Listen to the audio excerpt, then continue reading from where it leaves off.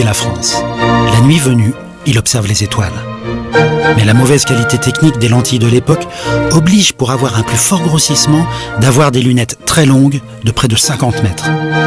Un tube aussi long étant impossible à manipuler, l'astronome Christian Huygens met au point un système de lunettes sans tube qu'on appelait à l'époque des lunettes sans tuyau. Cassini, pour ses découvertes, utilisera l'invention de Huygens. Il s'agit d'aligner sur le même axe l'objet à observer, la lentille et l'oculaire.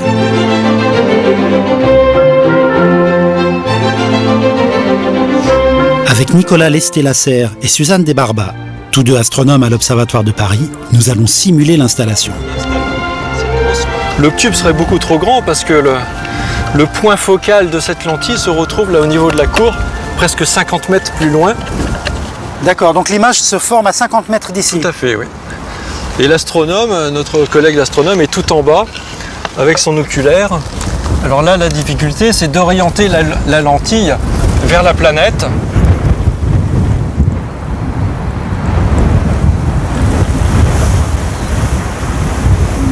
Voilà, l'astronome là peut commencer à chercher l'image. Il faut qu'il soit exactement à la bonne distance focale et dans l'alignement parfait. Donc il faut une patience extrême pour réussir à se positionner comme ça.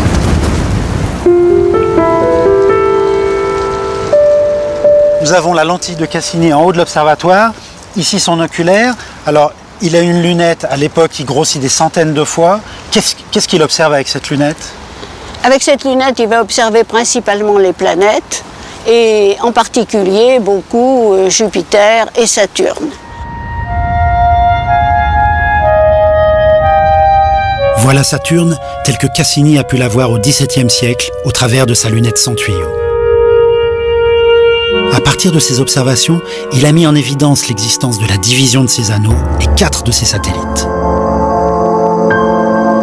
À cette époque, Saturne est un peu mystérieuse aussi parce qu'elle est entourée de son fameux anneau. L'anneau a été expliqué par Huygens en 1655 et Cassini, lui, va voir 2 zones dans l'anneau. Il va voir une zone argent mat, l'autre argent bruni. Ce sont ces 2 anneaux principaux, on pourrait dire. Ben oui, mais il ne les distingue pas. Il dit que la couleur est différente. D'accord. Et entre les deux ? Entre les deux, Cassini va représenter une espèce de ligne que vous voyez là qu'il a mise en pointillé qui sépare les 2 zones. C'est ce qu'on appelle la division de Cassini. Parce qu'avec des objectifs plus puissants, avec des plus forts grossissements, on a vu qu'il y avait une séparation entre 2 zones.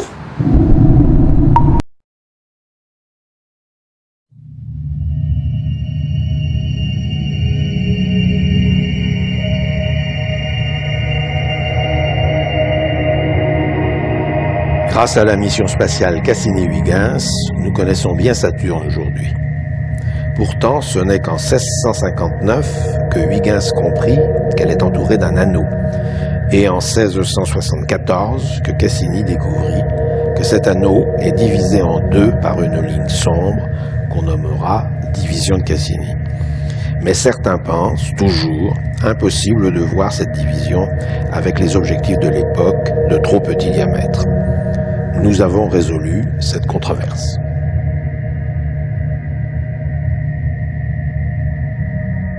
Alors, je m'appelle Émilie Lomé, je suis ingénieure à l'Observatoire de Paris, sur le site de Meudon, où nous nous trouvons actuellement.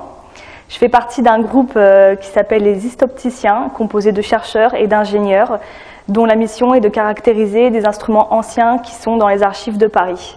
Alors, dans le cadre de l'exposition Cassini, actuellement, nous avons été contactés par la bibliothèque de l'Observatoire de Paris afin de caractériser les lentilles que Cassini a utilisées à l'époque pour observer la division des anneaux de Saturne qui porte aujourd'hui son nom.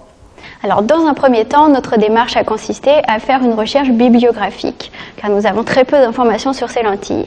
Malheureusement, les archives sont assez pauvres sur ce sujet et nous savons simplement que les lentilles ont été fabriquées par un verrier du nom de Campani à Rome en 1672, mais nous n'avons aucune information sur les matériaux qu'il a utilisés, ni sur les propriétés et les caractéristiques optiques de ces lentilles. Alors, on a commencé par mesurer les diamètres et les épaisseurs grâce à un pied à coulisses. Nous avons ensuite mesuré les rayons de courbure grâce à un sphéromètre. Et enfin, nous avons observé l'état de surface des lentilles avec un appareil photo. Et là, on s'est rendu compte que les lentilles étaient encore de très bonne qualité pour cette époque. Malheureusement, ces premières mesures étaient assez imprécises. Nous avons donc décidé de changer de méthode de mesure et d'utiliser du matériel beaucoup plus performant.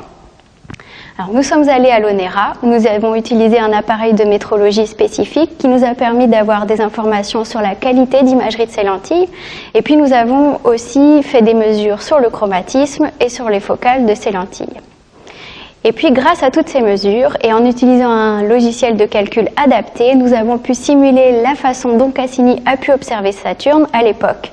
Donc c'est-à-dire en prenant en compte la turbulence atmosphérique typique d'un ciel parisien à cette époque, c'est-à-dire en juillet 1674, mais aussi en prenant en compte la position de Saturne par rapport à la Terre à cette époque et aussi l'orientation des anneaux de Saturne dans le ciel à cette époque. Et puis nous avons aussi pris en compte le chromatisme et les effets optiques de cette lentille. Et ces paramètres ont pu être déterminés grâce à des expériences que nous avons menées dans les carrières de Paris sous l'hôpital Cochin. Je m'appelle Jean-Michel Ress, je suis ingénieur de recherche à l'Observatoire de Paris sur le site de Meudon. Et nous sommes ici dans les carrières de Paris, dans le 14e arrondissement, sous l'hôpital Cochin, que nous avons utilisé pour avoir un long tunnel, un minimum de 50 mètres, qui nous a permis de faire des mesures de focales à différentes longueurs d'onde des lentilles de Cassini. Donc ces lentilles sont exposées ici à Paris à l'exposition sur Jean-Dominique Cassini. Elles ont été utilisées par cet astronome sans tuyau, c'est-à-dire qu'on utilisait, Jean-Dominique Cassini positionnait cette lentille sur le toit de l'observatoire, se mettait en bas et essayait d'analyser l'image. Alors on a essayé dans notre petit groupe de recherche d'essayer de reproduire la façon dont Cassini aurait pu voir Saturne à l'époque, en utilisant un certain nombre de matériels complexes et modernes d'optique qui nous ont permis de remonter et de simuler la façon dont Cassini voyait Saturne au XVIIe siècle.